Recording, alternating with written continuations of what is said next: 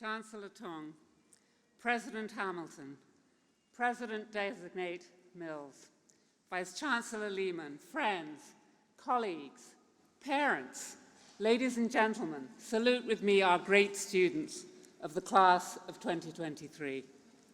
Dear students, on behalf of the whole NYU Shanghai community, from the bottom of my heart, I offer you congratulations upon your graduation. We are really, really proud of you for getting to this glorious moment. During your time as NYU Shanghai students, you have learned a lot in terms of knowledge, in terms of skills, and in terms of the values that will guide you as you move forward in life. Yes, you've done it. You've made it. You've got there.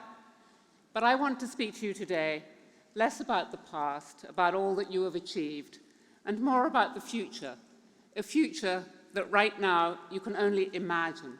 For imagination, the ability to think about what you do not know and to be continuously creative and resourceful is what will power you through your lives in whatever direction you take. And as we've been saying to you all this time, imagination is also the foundation of creativity. The great physicist Albert Einstein once famously observed that imagination is more important than knowledge, for knowledge is limited to all we know and understand, while imagination embraces the entire world and all there ever will be to know and understand. Imagination is not something limited by culture or education. It is not specifically Chinese or Western or Southern or Northern or anything else. It is everywhere. Everyone possesses it, and everyone should exercise it to the utmost. Over the past few months, imagination has featured frequently in conversations both here at NYU Shanghai and around the world in two completely different contexts that I would like to suggest to imagine that are in fact quite closely linked in unexpected ways. The first context has to do with the great camphor tree that now flourishes in our courtyard and the connectedness of living beings, both humans and plants.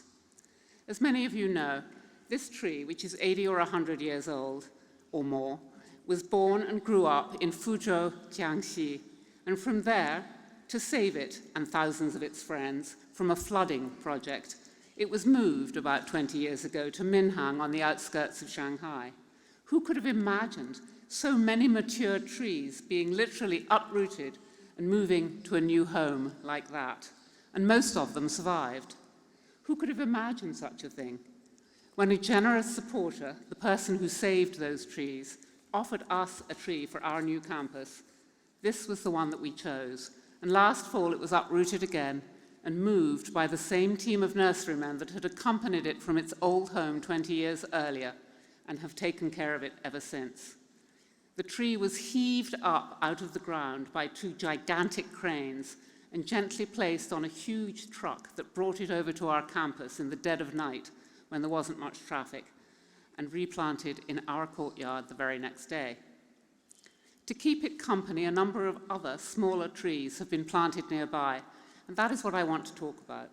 Most people know that plants cross-fertilize, but we are now starting to learn about what is sometimes called the wood wide web, the vast network of sociability that links plants in ways both seen and unseen, above and below ground, through their sensory capabilities and also through their roots and through intricate, complex fungal networks. Plants and trees, for example, can share nutrients. They can use chemicals and scents to alert each other to potential dangers.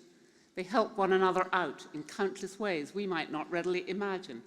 Indeed, who could have imagined such a thing? Who could have imagined not only a massive tree being moved like that, not once but twice, but also who could have imagined what turns out to be the sociability and perhaps even consciousness of trees, that they thrive best with others around them and that they communicate with one another and with other plants as well. At a minimum, this should get our imaginative selves thinking about connectedness, about the hidden web of help that sustains us through life, and about the ways we can help others in ways seen and unseen. and about the inspirational possibilities that come from what we don't know but might, if we let ourselves, be able to imagine. What, for instance, can the tree itself imagine? Now, all of this brings to mind something else that everyone is talking about, and that is the large language model best known as ChatGPT. What does ChatGPT have to do with imagination, or, for that matter, with an ancient tree? ChatGPT is a probability distribution over sequences of words that is trained using massive amounts of data. Imagination does not figure in to how it functions, but imagination and a reach for the unknown do figure in to humans working out how to use large language models most effectively. For example, ChatGPT always sounds very authoritative, but how do we know that it's actually right? When we assess its response to a question we pose to it, we also have to use not only our knowledge, what we know, but our imagination, what we could know, to gauge the accuracy and usefulness of the response in order to use it to our advantage without getting led astray.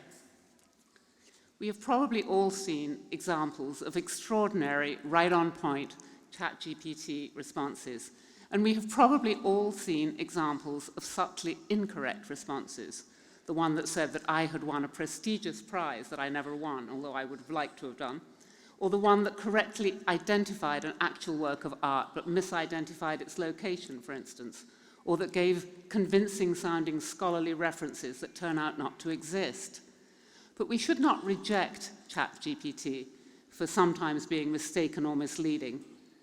As long as we are open to it and use our imagination, we can partner with AI, not to do our work for us, but to foster our own creativity by letting it act as a source of inspiration, leading us towards a whole new world of extraordinary possibilities. So on the one hand, a tree, an ancient tree, literally rooted in the past, and on the other hand, the very latest advances in artificial intelligence that many people have called a turning point towards the future in human society. Where do their paths cross? Nature and technology, past and future. Can we imagine what they might conceivably have in common? I will in fact leave that to your imagination, but I want to conclude by sharing parts of a commencement speech that ChatGPT wrote for you at my request in the style of Treebeard, the tree-like creature or Ent in Lord of the Rings. Greetings, young saplings and fresh shoots. I am Treebeard, shepherd of the forests and protector of all that is green and growing. In this world of steel and stone, where the hustle and bustle of the city can sometimes make us forget the importance of nature, we must remember the true value of trees. Trees are not just plants. They are living, breathing beings that provide us with the air we breathe, the shade we seek, and the beauty we admire. In my forests in Middle-earth, my kin and I watched as the world changed, as the forces of industry threatened to destroy the natural balance, but we stood firm, rooted in the earth, and with the help of our allies, we fought back against the forces of destruction. And so I urge you, dear graduates, be like the trees. Let your roots go deep, your branches reach high, and your hearts be filled with the spirit of the forest. In this world of constant change and uncertainty, remember that the trees are always watching, always listening, and always growing.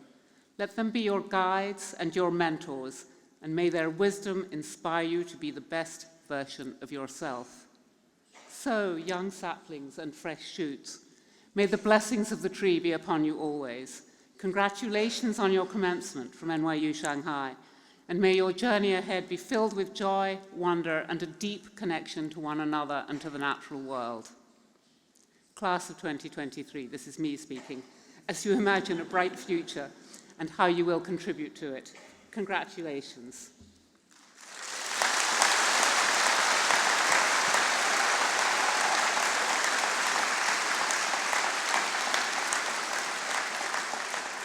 It is my distinct honor to introduce to you the President of New York University, Andrew Hamilton.